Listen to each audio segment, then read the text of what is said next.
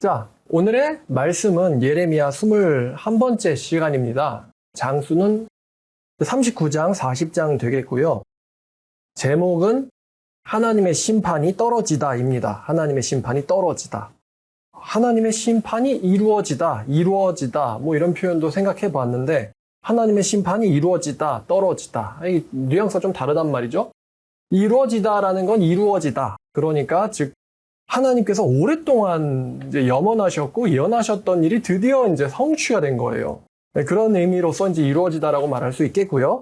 떨어지다라는 것은 이제 인간들이 되게 무서워하던 거죠. 무서워하던 그게 드디어 이제 터져버렸다. 내 머리 위로 떨어졌다. 이런 느낌입니다. 하나님의 심판이 떨어지다. 그래서 떨어지다, 이루어지다 둘 다 좋을 것 같은데 일단 제목은 하나님의 심판이 떨어지다입니다. 자, 예레미야 39장 1절입니다.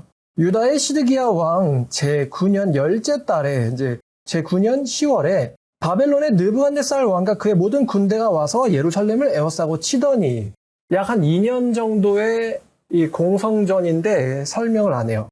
시드기야 제11년 넷째 달 11년 4월 아홉째 날에 4월 9일에 성이 함락되니라. 예루살렘이 함락되매 그러니까 자 9년 10월에 포위돼서 11년 4월 9일에 뚫렸다. 뚫린 날짜, 연, 월, 일을 이야기해주고 있습니다. 보니까 1년 반이에요. 1년 반 만에 이 포위 공격이 성공되었습니다. 뚫렸어요. 자, 그래서 바벨론 왕의 모든 고관들이 나타나서 중문에 앉음에 곧 네르갈사레셀과 삼갈네부와 내시장 살스기민이 네르갈살레셀은 궁중 장관이며 바벨론 왕의 나머지 고관들도 있더라. 바벨론 왕의 고관들이 많이 출진한 모양이에요. 그 사람들이 중문을 뚫고 그 위에 올라왔습니다. 자, 중문이 뚫렸다. 그러자 그제서야 4절 유다의 시드기야 왕과 모든 군사가 그들을 보고 도망하되 왕의 동산길을 따라 두담 샘문을 통하여 성읍을 벗어나서 아라바로 갔더니 그러니까 허겁지겁 도망간 거죠. 바벨론의 군사를 보고 큰일 났다 그러면서 동산을 거쳐서 허겁지겁 샛길로 나가서 이제 도망을 가기 시작했어요. 시드기야가. 아마 시드기야가 도망갈 때 예레미야의 예언이 생각이 났을까요? 안 났을까요? 그렇게 먼 장도 아닙니다. 예레미야 38장 15절부터 보겠습니다. 예레미야 38장 15절부터 19절까지. 자, 예레미야가 시드기야에게 이르되 내가 이 일을 왕에게 아시게 하여도 왕이 결코 나를 죽이지 아니하시리이까? 가령 내가 왕을 권한다 할지라도 왕은 듣지 아니하시리이다. 예레미야가 당신은 말씀을 듣고 변할 사람이 아니에요. 당신은 말씀을 듣고 깨달을 자가 아닙니다라고 아예 이렇게까지 얘기를 해줬으면은 좀 인정하고 받아들일 법 하잖아요. 근데 이렇게까지 얘기해줬는데도 시드기야가 듣지 않았죠. 몇 년 전 이야기입니다. 시드기야 왕이 비밀을 예레미야에게 맹세하여 이르되 우리에게 이 영혼을 지으신 여호와께서 살아 계심을 두고 맹세하노니 내가 너를 죽이지도 아니하겠으며 네 생명을 찾는 그 사람들의 손에 넘기지도 아니하리라 하는지라. 예레미야가 시드기야에게 이르되 만군의 하나님이신 이스라엘의 하나님 여호와께서 이와 같이 말씀하시되 네가 만일 바벨론 왕의 고관들에게 항복하면 네 생명이 살겠고 이 성이 불사름을 당하지 아니하고 네 가족이 살려니와 네가 만일 나가서 바벨론 왕의 고관들에게 항복하지 아니하면 이 성이 갈대아인의 손에 넘어가리니 그들이 이 성을 불사를 것이며 너는 그들의 손을 벗어나지 못하리라 하셨나이다. 자, 그래서 이제 설교 기억나시죠? 19절에 시드기야 왕이 예레미야에게 이르되 나는 갈대아인에게 항복한 유다인들을 두려워하노라. 염려하건대 갈대아인들이 나를 그들의 손에 넘기면 그들이 나를 조롱할까 하노라 하는지라. 그러니까 이제 그때 시드기야가 이야기했잖아요. 왜 내가 항복을 못하냐면은 이미 항복한 유대인들한테 이제 쪽을 당할까봐, 창피를 당할까봐 내가 항복을 참아 못하겠다. 이렇게 말했단 말이에요. 그래서 제가 그때 자신과 가족의 생명이냐 아니면 쪽이냐 체면이냐 이렇게 이제 이거 뭐 비교할 수도 없다고 말씀을 드렸는데 시드기야는 결국에는 되게 어영부영하고 우유부단한 인물이었습니다. 그래서 결단하지 않고 그냥 우야무야 넘겼는데 결국 이 성문이 뚫려버렸죠. 아마 예레미야의 생각이 났을 거예요. 예레미야 예언이. 쪽팔리고 자시고 예레미야의 말이 엄청 생각났을 겁니다. 자, 허겁지겁 도망을 갔는데 얼마나 도망갔을까? 자, 39장 5절 갈대아인의 군대가 그들을 따라 여리고 평원에서 시드기야에게 미쳐 그를 잡아 데리고 하맛 땅 리블라에 있는 바벨론의 느부갓네살 왕에게로 올라가매 왕이 그를 신문하였더라. 자, 여기서 시드기야가 여리고평원까지 도망을 갑니다. 여리고평원까지 도망을 가는데 여리고평원까지의 거리가 예루살렘 성에서부터 약 25km 정도입니다. 아마 시드기야의 군대가 도망간 그 발자국이라든가 뭐 도망간 방향이라든가 이 바벨론 군대가 시드기야의 행적을 쫓는 건 어렵지 않았을 거예요. 그래서 시드기야를 쫓아가서 어디서 잡냐? 이 여리고에서 잡았습니다. 아마 굉장히 빠른 기마병들을 보냈겠죠? 겨우 25km 도망갑니다. 25km면 이제 여기서 서울까지 거리 정도 돼요. 그래서 여리고에서 잡혀요. 겨우 25km 도망가서. 그래서 여리고에서 잡혀서 리블라까지 끌려가는데 리블라 혹은 성경에서 림나라고도 번역되었어요. 리블라, 림나. 이 끌려가는데 이 여리고에서 리블라까지는 거리가 300km 정도입니다. 300km 정도 끌려갔다면은 며칠 걸렸겠죠? 300km 정도까지. 여기서부터 대략 부산 거의 다 가서 될까요? 리블라의 위치가 어디냐면 요즘에 이제 시리아라는 나라가 있잖아요. 시리아라는 나라의 서쪽 국경에 가깝게 있는 나라입니다. 현재 이름이 라블라예요. 옛날 이름은 리블라였는데 현재 이름은 라블라입니다. 시리아의 서쪽 외곽 지역에 있는 조그만 도시예요. 자, 근데 이 리블라 혹은 림라는 어떤 곳이기도 하냐면은 요시야가 이집트와의 전쟁에서 져서 죽었죠. 그때 요시야 뒤로 세워진 왕이 여호아하스인데 이 여호아하스가 네고, 이제 느고 왕이죠. 느고 왕에 의해서 끌려가서 갇힌 곳이 이 리블라이기도 합니다. 열왕기하 23장 33절 보겠습니다. 열왕기하 23장 33절. 자, 바로 느고가 여기서 그가 이제 여호아하스죠. 하마 땅 리블라에 가두어 예루살렘에서 왕이 되지 못하게 하고, 그러니까 요시야의 아들 왕이 갇힌 곳이기도 해요. 이 리블라. 어떻게 보면은 남유다 사람들한테는 굉장히 두려운 장소이기도 하죠. 왕이 갇힌 곳이기도 하고. 이 리블라는요, 바벨론 제국의 대유다 전쟁에 본부가 있었던 곳이기도 해요. 대유다 정복 전쟁의 본부가 있던 곳이 바로 이 리블라입니다. 그래서 느부갓네살이 리블라에 있었던 것이죠. 자기네 나라에서 가장 가까운 남유다 쪽에 있는 진지였습니다. 자, 다시 예레미야 39장으로 가서 리블라에서 어떤 일이 일어났느냐? 5절 마지막에 보니까 하마 땅 리블라에 있는 바벨론의 느부갓네살 왕에게로 올라가매 왕이 그를 신문하였더라. 여기서 시드기야가 재판을 받죠. 6절 바벨론 왕이 리블라에서 시드기야의 눈앞에서 그의 아들들을 죽였고 시드기야의 눈앞에서 그의 아들들을 죽였다. 이제 가족들도 다 잡혀왔어요. 그의 아들들이 시드기야의 눈앞에서 죽임당하고 또 왕이 유다의 모든 귀족들을 죽였으며 왕이 또 시드기야의 눈을 빼게 하고 바벨론으로 옮기려고 사슬로 결박하였더라. 리블라에서 어떤 일이 일어났느냐? 시드기야의 아들들이 처형당했고요. 또 시드기야의 눈이 뽑혔고요. 유다의 모든 귀족들이 처형당했습니다. 아마 이 유다의 귀족들, 제가 지난번 시간에 예레미야한테 해악을 가하려고 했던 귀족들이 어떻게 되나 봅시다라고 말하고 말씀을 마쳤잖아요. 자, 38장 4절과 5절을 볼까요? 자, 38장 4절과 5절. 이에 그 고관들이 시드기야 왕께 아뢰되 이 사람 예레미야가 백성의 평안을 구하지 아니하고 재난을 구하오니 청컨대 이 사람을 죽이소서. 그가 이같이 말하여 이 성에 남은 군사의 손과 모든 백성의 손을 약하게 하나이다. 이때 시드기야 왕이 되게 우유부단한 태도 취한다고 했어요. 시드기야 왕이 이르되 보라 그가 너희 손 안에 있느니라. 왕은 조금도 너희를 거스를 수 없느니라 하는지라. 이래서 예레미야가 진창 웅덩이에 빠져서 죽을 뻔했습니다. 죽을 뻔했어요. 자, 이 귀족들 시드기야 편에 서가지고 예레미야를 죽이자라고 했더니 귀족들이 처형당하게 되죠. 이 사람들을 처형당할 때 어떤 생각이 들었을까? 자기 목에 칼이 들어오기 직전까지 분명 무슨 생각은 했을 겁니다. 그때 무슨 생각이 들었을까요? 근데 시드기야가 눈앞에서 자기 아들들이 죽임당할 때 무슨 생각이 들었을까요?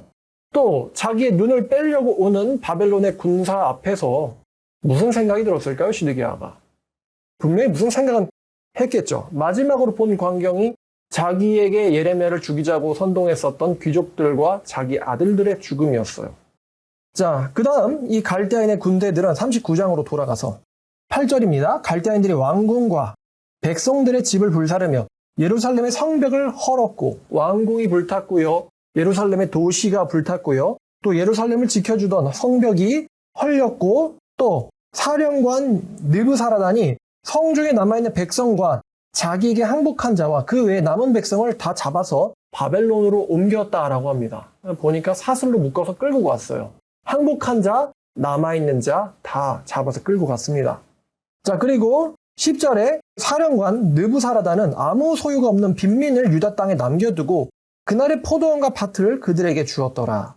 빈민들, 예루살렘에서 소유가 없는 빈민들에게 이제 땅을 주었습니다. 땅과 포도원을 주었다.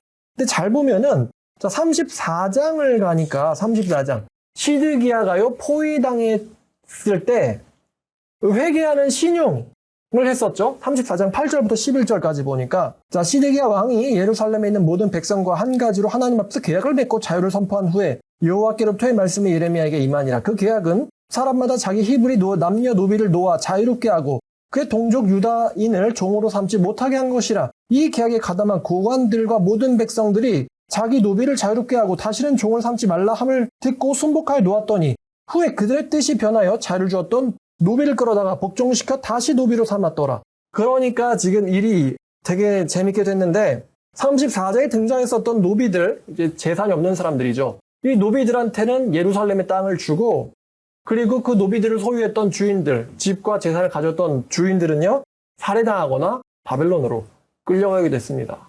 자기들이 안 돌려주니까 하나님이 이 사람들한테 대신 이제 정리해 주신 거예요. 억지로 빼앗은 사람들 걸 빼서 버리거나 죽이거나 그리고 부당하게 빼앗긴 사람들에게 도로 돌려주시거나 하나님께서 이렇게 정리를 하십니다. 자, 근데 이 느부갓네살 왕 남유다 정복 전쟁을 하려고 이제 리블라에 있는 전진 기지까지 왔는데 이 전진 기지까지 와서 이 느부갓네살이 자기에게 항복한 유다인들을 만나서 들어보니까 이 항복한 유다인들이 하는 말이 왜 항복했냐? 그랬더니 하는 말이 자기네 나라의 선지자 예레미야라는 사람이 있는데 이 예레미야가 느부갓네살 왕이 예루살렘을 정복하고 이 성을 불태울 것이고 자기에게 항복한 사람들은 살려줄 거다라는 여호와 하나님의 예언을 했다라는 것을 이 느부갓네살이 듣게 됩니다. 나중에 다니엘을 보면 이 느부갓네살은 굉장히 종교적인 사람이죠. 하나님의 말씀을 되게 두려워하는 사람입니다. 근데 이 느부갓네살한테 항복한 남유대인들이 하나님의 예언과 그 예언자사의 예레미야 이야기를 하더라 이거죠. 그래서 자기가 이제 정복해서 이길 것이다. 이기는 게 저 남유다의 하나님 여호와의 뜻이라는 것을 알게 됩니다. 느부갓네살 왕이. 그래서 이 느부갓네살 왕이 굉장히 이제 재밌는 명령을 내리는데 11절 바벨론의 느부갓네살 왕이 예레미야에 대하여 사령관 느부사라단에게 명령하여 이르되 자기의 군대를 맡은 총사령관에게 이렇게 명령합니다. 너는 예레미야를 데려다가 선대하고 해하지 말며 그가 네게 말하는 대로 행하라. 그러니까 대단하죠? 자기의 정복지, 이제 노예가 될 수도 있는 그 정복지에 있는 피지배인의 하나에 불과한 게 예레미야인데 예레미야를 찾아서 선대하고 절대로 해를 끼치지 말고 그리고 그가 너에게 말하는 대로 너는 해라 라고 자기의 총사령관 느부사라단에게 그렇게 말하는 거예요. 그러니까 되게 이 느부사라단은 굉장히 높은 지위에 있는 사람인데 자기 왕인 느부갓네살이 자기한테 예레미야라는 저 노예 될 사람 한 명을 찾아다가 그가 너에게 말하는 대로 해주고 절대로 그 사람에게 해를 가하지 말라라는 말을 하는 거죠. 그러니까 느부사라단도 이게 무슨 일일까? 혹시 뭐 예레미야는 뭐 느부갓네살의 가족인가? 그렇게 생각했을 수도 있는데요. 느부사라단이 그래서 알아봤겠죠. 예레미야라는 예루살렘 사람에 대해서 알아봤을 거예요. 자, 그러니까 이제 이 느부사라단 총사령관은 절대로 예레미야를 해칠 수도 없었고 오히려 예레미야가 원하는 대로 해줄 수밖에 없었어요. 예레미야가 원하는 대로 해줄 수밖에 없었다. 굉장히 재밌는 일이 일어나죠. 그래서 느부사라단이 예레미야 어딨냐 예레미야. 왜냐면 예레미야가 잘못되면 누가 큰일 나요? 자기가 큰일 난단 말이죠. 그래서 예레미야를 허겁지겁 이 포로 중에서 예레미야 어딨어 예레미야 어딨어 찾았는데 예레미야가 안 보이더라 이거예요. 그래서 예레미야를 찾아봤더니 이 예레미야가 이미 사슬로 묶여서 다른 포로들과 같이 잡혀가고 있었어요. 굉장히 재밌죠? 예레미야 어딨어? 예레미야 어딨어? 라고 예루살렘 뒤졌는데 이미 다른 포로들과 같이 잡혀가고 있었어요. 예레미야가. 자, 그래서 서둘러서 포로들 가운데서 예레미야를 찾아서 사슬을 풀어주고 예레미야를 불러냅니다. 39장 마지막은 좀 나중에 보고 40장으로 갈게요. 자, 사령관 느부사라단이 예루살렘과 40장 1절입니다. 유다의 포로를 바벨론으로 옮기던 중에 예레미야도 잡혀 사슬로 결박돼 가다가 라마에서 풀려난 후에 말씀이 여호와께로부터 예레미야에게 임하니라. 자, 사령관이 예레미야를 불러다가 이르되, 이게 지금 느부사라단이 하는 말입니다. 네 하나님 여호와께서 이곳에 예루살렘에 재난을 선포하시더니 여호와께서 그가 말씀하신 대로 행하셨으니 이는 너희가 여호와께 범죄하고 그의 목소리에 순종하지 아니했으므로 이제 이루어졌도다. 그래서 제가 오늘 말씀 제목 하나님의 심판이 이루어지다라고 하려고 했다는 거죠. 드디어 이제 이루어진 거예요. 예언됐던 것이 드디어 이루어졌어요. 예레미야 일평생에 걸쳐서 하나님이 이 나라를 멸망시킬 것입니다라고 수십 년 동안 예언한 그 일이 드디어 오늘 이루어졌어요. 보라, 이 일이 너희에게 임한 것이니라. 그러니까 아마 느부사라단도 바벨론의 느부갓네살도 여호와 하나님은 진짜다 라고 이제 아마 처음으로 하나님에 대해서 배웠을 겁니다. 적군의 하나님이 우리들이 자기들을 점령할 거라고 예언을 하셨다. 근데 그게 일어났잖아요. 실제로. 자, 그러니까 이제 이 느부사라단의 눈에는 예레미야가 굉장히 대단하게 보이는 거예요. 그래서 예레미야에게 이렇게 말합니다. 4절. 보라, 내가 오늘 네 손에 사슬을 풀어 너를 풀어주노니 네가 만일 나와 함께 바벨론으로 가는 것을 좋게 여기든 가자, 내가 너를 선대하리라. 이 얘기는 사실은 느부갓네살이 한 말에는 어떤 이야기예요? 그러니까 느부사라단도 예레미야라는 사람이 뭔가 되게 대단하게 보였던 거예요. 그러니까 이제 이 사람을 데려가서 자기네 나라에서 같이 살고 싶었던 거예요. 느부사라단도. 네가 만약 원하면 바벨론으로 가자. 내가 너를 선대할 것이다. Look after라고 영어로는 되어 있는데 내가 너를 돌봐주겠다. 대유다 전쟁의 총사령관이 돌봐주겠다. 그러면 대단한 위치 아니겠어요? 느부사라단이 선택지를 줍니다. 첫 번째, 나랑 같이 바벨론으로 가자. 내가 너를 돌봐주겠다. 그다음 두 번째, 진짜 이제 예레미야를 존중하니까 이런 말을 했겠죠. 두 번째는 만일 네가 나와 함께 바벨론으로 가는 것을 좋지 않게 여기거든 그만두라. 온 땅이 네 앞에 있나니 네가 좋게 여기는 대로 옳게 여기는 곳으로 갈지니라 하니라. 그러니까 우리가 정복한 정복지가 굉장히 많으니까 마음에 드는 곳 가서 살아라 이거예요. 마음에 드는 곳 가서 원하는 대로 가라. 그러자 예레미야가 떠나가려고 해요. 왜 예레미야가 느부사라단을 따라가지 않았을까라는 생각도 드는데 떠나가려고 하니까 느부사라단이 아마 이제 예레미야가 나를 떠나려고 하면은 이걸 알려줘야겠다라고 생각했던 모양이에요. 세 번째 팁을 알려주는데 그게 뭐냐면은 자 40장 5절입니다. 예레미야가 아직 돌이키기 전에 느부사라단이 다시 이르되 너는 바벨론 왕이 유다 성읍들을 맞도록 세운 사반의 손자 아히감의 아들 그다랴에게로 돌아가서 그와 함께 백성들 가운데 살거나 네가 옳게 여기는 곳으로 가거나 할지니라 하고 팁을 줍니다. 그러니까 느부갓네살 왕이 이 유다의 총독으로 세운 자가 그다랴다. 그다랴를 세웠으니 너는 그다랴에게로 가서 네 백성들과 같이 살고 싶으면 그다랴에게로 가라. 왜냐면 그다랴는 총독이기 때문에 군대가 있죠. 그다랴가 너를 지켜줄 것이다. 예레미야, 너의 생명을 지켜줄 것이다. 그러니까 그다랴한테 한마디로 맡기려는 거예요. 예레미야를. 네가 백성들과 같이 살고 싶으면 그다랴한테로 가. 그러면 그가 아마 너를 돌봐줄 거야. 그래도 원하는 데가 있으면 원하는 대로 가든가. 이렇게 예레미야를 굉장히 존중을 해주죠. 하고 그 사령관이 그에게 양식과 선물을 주어 보내매. 6절 예레미야는 미스바로 가서 아히감의 아들 그다랴에게로 나아가서 그 땅에 남아있는 백성 가운데서 그와 함께 사니라. 그러니까 예레미야가 그다랴에게로 이제 유다 총독에게로 갑니다. 느부갓네살을 세운 유다 총독에게로 돌아가요.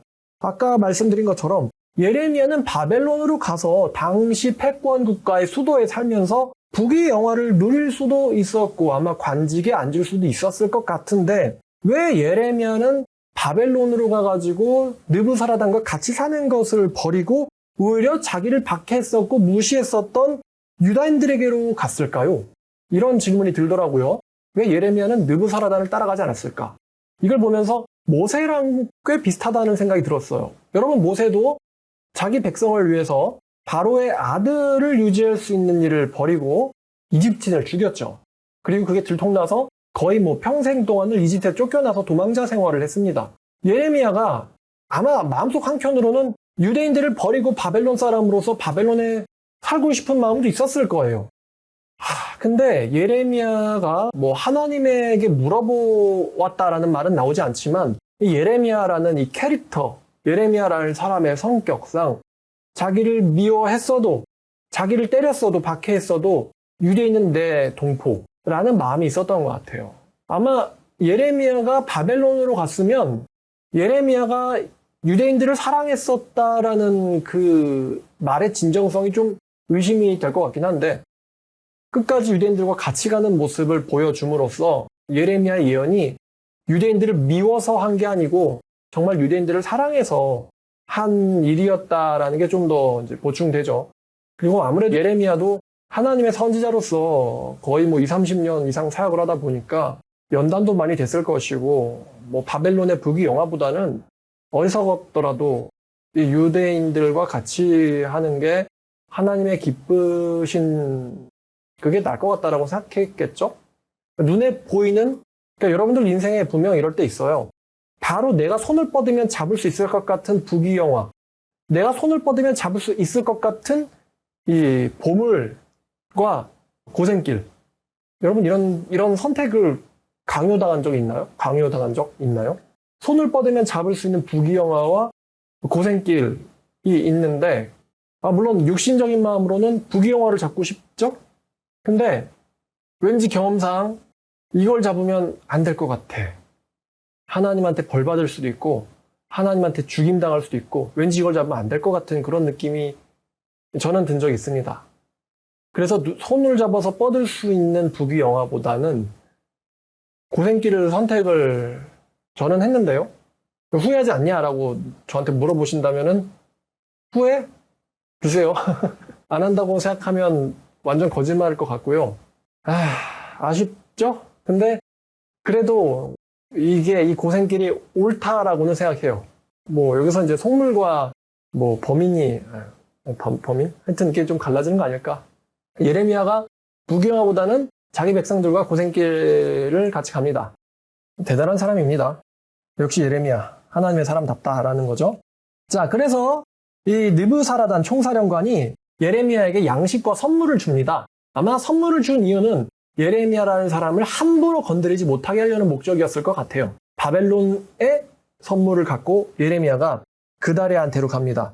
자, 다시 이제 39장으로 돌아갈게요. 39장 13절부터 보니까 이에 사령관 느부사라단과 내시장 느부사스반과 궁중장관 네르갈사레셀과 바벨론 왕의 모든 장관들이 사람을 보내서 예레미야를 감옥들에서 데리고 사반의 손자 아이감의 아들 그다레에게로 넘겨서 그를 집에 데려가게 하며 그가 백성 가운데 사니라. 그러니까 예레미야를 찾아내는 게 엄청 중요한 일이었던 거예요. 이 사람들한테는.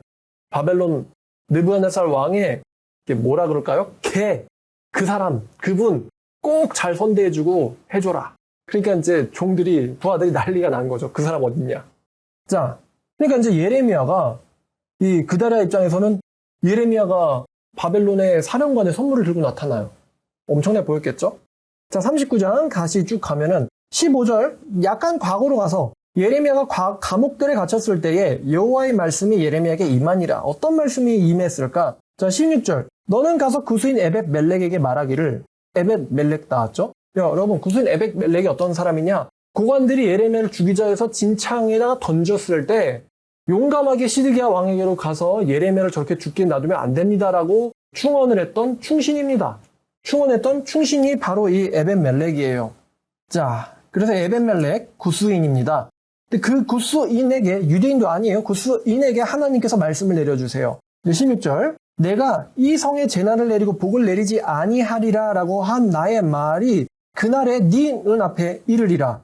여호와의 말씀이니라. 그 재난이 내려지는 그날, 오늘 설교의 그날이죠. 하나님의 심판이 떨어지는 그날에 내가 너를 구원하리니 네가 두려워하는 그 사람들의 손에 넘겨지지 아니하리라. 내가 반드시 너를 구원할 것인즉 네가 칼에 죽지 아니하고 네가 노략물같이 네 목숨을 얻을 것이니 이는 네가 나를 믿었음이라. 여호와의 말씀이니라 하시니라. 그래, 그 수많은 유대인들 중에서 이방인인 구스인 에벳멜렉이 예레미야의 말씀을 믿었어요. 하나님의 심판을 믿었고 또 하나님께서 구원하실 것을 또 믿었어요. 이 에벳멜렉이. 우리가 여기서 좀 고민해 봐야 되는데 항복하는 길도 있겠죠. 근데 이 왕의 내신 에벳멜렉은 시드기야 왕의 종이기 때문에 시드기야 왕을 배신할 수는 없었어요. 예레미야의 말을 믿었지만 시드기야 왕을 배신할 수는 없었어요. 그래서 예루살렘에 남았는데 하나님께서 이 에벳멜렉에게 너를 구원할 것이다. 왜냐하면 네가 그 사람들 속에서 내 말을 믿었기 때문이다 라고 말씀하시면서 에벳멜렉을 구원해 주십니다. 아마 육신적인 구원뿐만 아니라 이 에벳멜렉은 영혼 구원까지 받았을 거예요. 아, 하나님은 살아계시는구나. 네가 나를 믿었기 때문이다. 우리가 또 이 믿음과 실천, 행함에 대한 것을 생각할 수 있죠. 왜 구스인 에벤멜렉이 주변 고관들의 그런 위협이나 반대를 무릅쓰고 시드기야에게로 가서 자기 모든 걸 걸고는 충원을 할 수 있었을까? 왜냐하면은 에벤멜렉은 하나님의 말씀에 따르면 에벤멜렉은 하나님을 믿었기 때문에. 그럼 믿었기 때문에 뭐가 나왔어요? 행동이 나왔던 것이죠. 그 행동이 에벤멜렉의 믿음이 진짜임을 드러낸 것이죠. 믿음과 행동은 같이 갑니다. 믿으니까 행동하는 거고 행동을 보니까 그 사람 마음 안에 믿음이 있었다는 것을 알 수 있었죠. 하나님께서 에벤멜렉에게 너는 내 말을 믿었기 때문에 내가 너를 구원한다 라고 말씀을 해 주셨습니다. 자, 이렇게 에벤멜렉이 구원을 받습니다. 영혼도 생명도 구원하게 되는 것이죠. 자, 다시 40장으로 가서 예루살렘이 멸망을 당하는데 새로운 사건이 이제 시작됩니다. 예루살렘 철저히 멸망당했죠. 성이 불타고 집이 불타고 지도자들이 다 잡혀가거나 죽임당하는 끔찍한 일이 일어나고 나서 그 뒤에 새로운 일이 시작되는데 7절입니다. 자, 들에 있는 모든 지휘관들과 부하들이 바벨론의 왕이 아히감의 아들 그다랴에게 그 땅을 맡기고 남녀와 유아와 바벨론으로 잡혀가지 아니한 빈민을 그에게 위임하였다함을 듣고, 그러니까 이제 바깥에 있던 남유다의 군대와 또 다른 곳에 있던 남유다의 사람들이 남유다의 새로운 총독으로 그다랴가 느부갓네살에 의해서 임명됐다라는 것을 듣고, 뭐 이제 왕이 잡힌 마당에 전쟁을 계속할 수는 없잖아요. 그래서 이 그다랴 총독에게로 충성을 하고 그 밑으로 들어갑니다. 자, 그럼 그다랴에게로 가는데 어디로 가냐면은 미스바라는 곳으로 가요. 미스바. 자, 그들 곧 느다냐의 아들 이스마엘과 가레야의 두 아들 요하난과 요나단과, 여기서 요하난이라는 사람은 좀 이제 기억을 해둬야 돼요. 요하난 장군인데 요하난과 요나단과 단후메스의 아들 스라야와 느도바 사람 에베의 아들들과 미가야 사람의 아들 여사냐와 그들의 사람들이 미스바로 가서 그다랴에게로 이르니. 미스바 어디냐면 예루살렘에서 굉장히 가까워요. 예루살렘에서 북쪽으로 12km 가면은 있는, 12km면 한 3시간이면 걸어갈 수 있는 도시죠. 12km 위에 있는 도시로 현재의 이름은 텔렌나스베라는 이름입니다. 텔렌나스베라는 도시예요. 자, 이 미스바가 새로운 이제 수도같이 됐는데, 자, 그래서 흩어졌던 백성들과 군인들이 이 미스바로 모여들고 그다랴 밑으로 들어옵니다. 이제 바벨론에 이제 충성하고 살게 되겠죠. 자, 근데 지금 여기서 이 그다랴라는 사람이 등장하잖아요. 이 그다랴가 새로운 총독으로 등극을 하게 되는데, 이 그다랴가 누구냐면요, 이게 또 되게 신기해요. 예레미야 26장을 가면 예레미야가 성전에서 예언하다가 잡혀 죽을 뻔한 적이 있었어요. 26장에서. 누구 시대냐면은 요시야의 아들 여호야김이 다스리기 시작한 때, 요시야김 왕의 시대에 예레미야가 성전에서 예언을 하다 죽을 뻔한 적이 있거든요. 26장에서. 그때 예레미야가 죽을 뻔했을 때 예레미야를 구해준 사람이 누구냐면 26장 24절에 사반의 아들 아히감이라는 사람이 등장하거든요. 사반의 아들 아히감이 예레미야를 도와서 그를 백성의 손에 내어주지 아니해서 죽이지 못하게 하니라. 그러니까 예레미야를 지켜준 사람이 바로 이 아히감이라는 사람인데, 그러면 이 그다랴는 누구냐? 그다랴 40장 5절을 보니까 그다랴가 누구의 아들이라고 나오죠? 그다랴가 누구의 아들이라고 나와요? 아히감의 아들이라고 등장가 나오죠? 그러니까 되게 재밌게도 그다랴는요, 여호야김 시대에 예레미야를 살려주고 도와주었던 사람의 아들이에요. 새로운 유다의 총독이.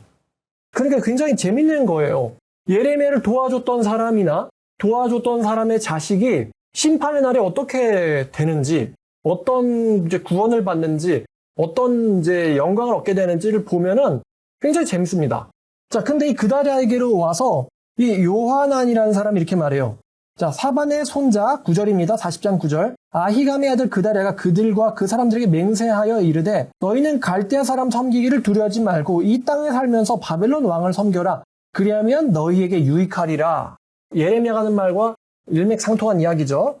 보라, 나는 이제 미스바에 살면서 우리에게로 오는 갈대아 사람을 섬기리니 너희는 포도주와 여름과일과 또 기름을 모아 그릇에 저장하고 너희가 얻은 성읍들에 살라하니라. 그러니까 이제 이 미스바가 새로운 중심이 되었으니 너희들이 미스바를 중심으로 이 남유다 땅에서 살자. 살아라. 갈대아인들에게 충성하면 아무런 일도 없을 것이다. 살자라고 이제 그다랴가 이야기합니다. 그러니까 내가 너희들을 억지로 지배하거나 내가 새로운 총독이 됐다고 너희들을 괴롭히거나 하지 않을 것이고 이 미스바를 중심으로 남유다인들아 살자. 이렇게 풍성하게 얻은 거 가지고 살자. 이렇게 이야기합니다. 자, 11절. 모압과 암몬 자손과 에돔과 모든 지방에 있는 유다 사람들도 바벨론 왕이 유다에 사람을 남겨둔 것과 사반의 손자 아히감의 아들 그다랴를 그들을 위하여 세웠다 함을 듣고 그러니까 남유다가 싹 멸망한 줄 알았는데 남은 사람들이 있었고 그 남은 사람들을 위해서 느부갓네살이 그다랴를 세운 것을 알고 그 모든 유다 사람들이 쫓겨났던 각처에서 다시 돌아와서 유다 땅 미스바에 있는 그다랴에게로 이르러 포도주와 이런 과를 심히 많이 모으니라. 자, 이제 남유다 끝난 줄 알았는데 아직은 총독이 있었고 남유다에도 아직은 사람이 살게 되었던 것이죠. 자, 근데 가레아의 아들 요하난과 들에 있던 모든 군 지휘관들이 미스바에 사는 그다랴에게 이르러 그에게 이르되 이제 이 사람들은 이제 갈대아인과 싸우기를 이제 포기하고 그다랴 밑으로 가서 이제 충성을 다하려고 하는데요. 이런 말을 해줘요. 이 요하난이 군인이다 보니까 주변 어떤 민족들의 군사적인 음모에 대해서 미리 알았을 거예요. 이런 말을 해줘요. 그다랴한테 암몬 자손의 왕 바알리스가 네 생명을 빼앗으려고 느다냐의 아들 이스마엘을 보낸 줄을 네가 아느냐? 하되 암몬 자손의 왕 바알리스가 네 생명을 뺏으려고. 그러니까 이 사람은 이제 이 암몬 자손의 왕은 바벨론에게 저항하고 반역하려고 했던 것이죠. 그래서 유다 총독이 너를 암살하려고 누군가를 보냈는데 그 사실을 알고 있느냐? 그랬더니 아히감의 아들 그다랴가 그 말을 믿지 아니한지라.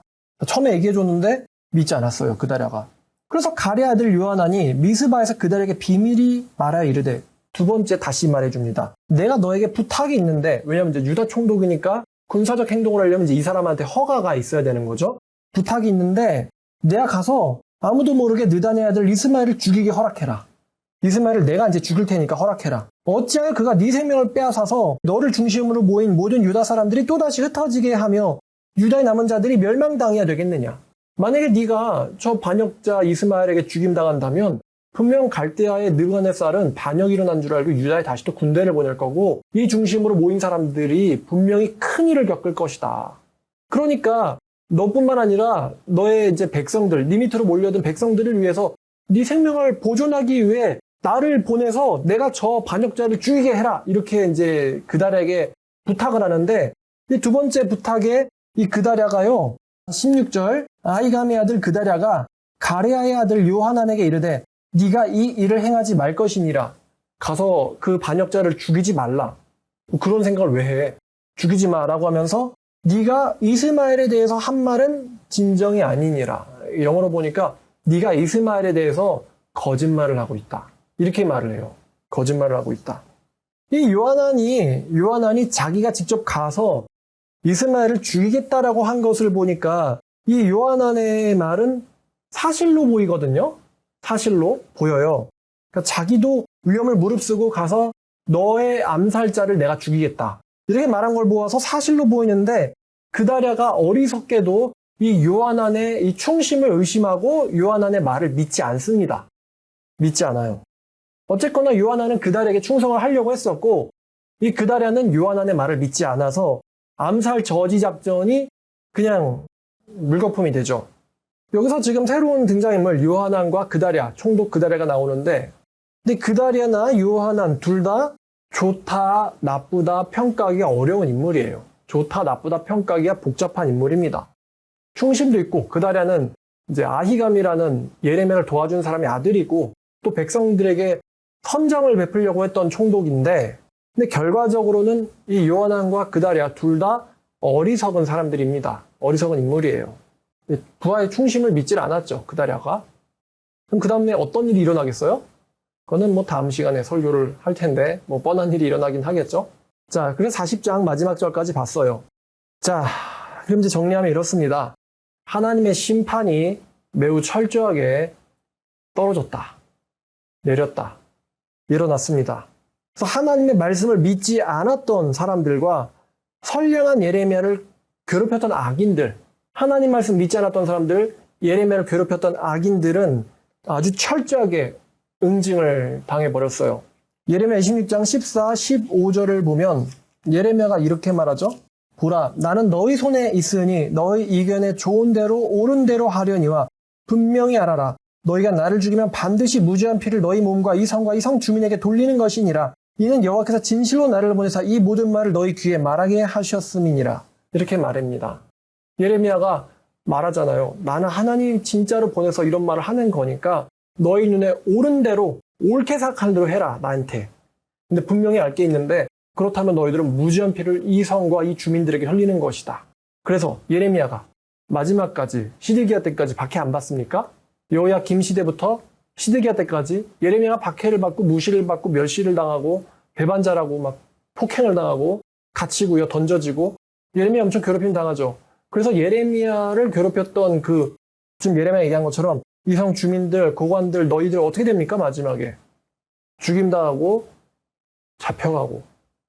리블라에서 시드기야가 바벨론까지 끌려갔다고 했잖아요. 쇠사슬에 묶여가지고. 거기서 보니까 죽을 때까지 감옥에 갇히게 되거든요.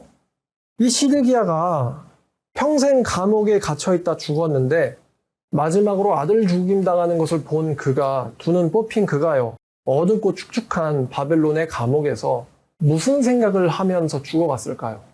평생 갇혀있다 죽었는데 무슨 생각을 하면서 죽었을까? 뭐 뻔한 이야기겠죠? 자기가 11년을 통치했는데 11년 동안 자기에게 예레미야가 정말 목숨 걸고 예언을 했죠. 자기의 선 왕들, 시드기야에게 이제 형제들이겠죠? 형제들이 왕이었을 때도 예레미야라는 선지자가 예언을 해왔다는 것을 시드기야는 왕이 되기 전부터 아마 들었을 거예요. 이런 일이 예루살렘 성전에서 있었고 예루살렘에서 있었다는 거. 그래서 나의 선 왕들이 예레미야에게 어떻게 행동하려고 했었다는 거. 선 왕들이 예레미야를 죽이려고 하다가 어떻게 됐고, 여호야긴 같은 경우도 어떻게 됐고 자기에게 계속 얘기했고, 예레미야 그렇게 말했잖아요. 내가 당신에게 권한다 할지라도 당신은 듣지 않을 겁니다. 당신이 가서 항복하세요. 그럼 가족이 살 거예요. 그런데 항복하지 않으면은 분명히 알 것은 당신은 느부갓네살 손에 넘어가게 될 겁니다. 그래서 시드기야 아들들이 어떻게 됐어요? 시드기야가 어떻게 됐어요? 예루살렘은 어떻게 됐어요?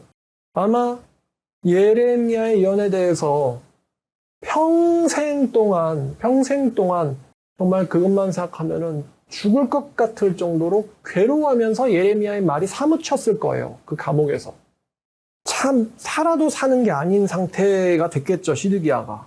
근데 하나님이 시드기야가 회개하는 걸 허락하지 않으신 것 같습니다. 평생 동안 하나님 말씀이 무섭게 자기에게 응징되는 거, 평생 동안 무섭게 하나님 말씀이 자기에게 응징되고 있다는 것을 두려움 가운데서 계속 벌벌 떨면서 괴로워하고 울부짖고 그랬겠죠. 죽을 때까지. 정말 생지옥을 시드기야가 겪었을 거라고 생각합니다. 고관들은요, 죽임당했다고 했잖아요. 감옥에 가두기도 아까운 녀석들.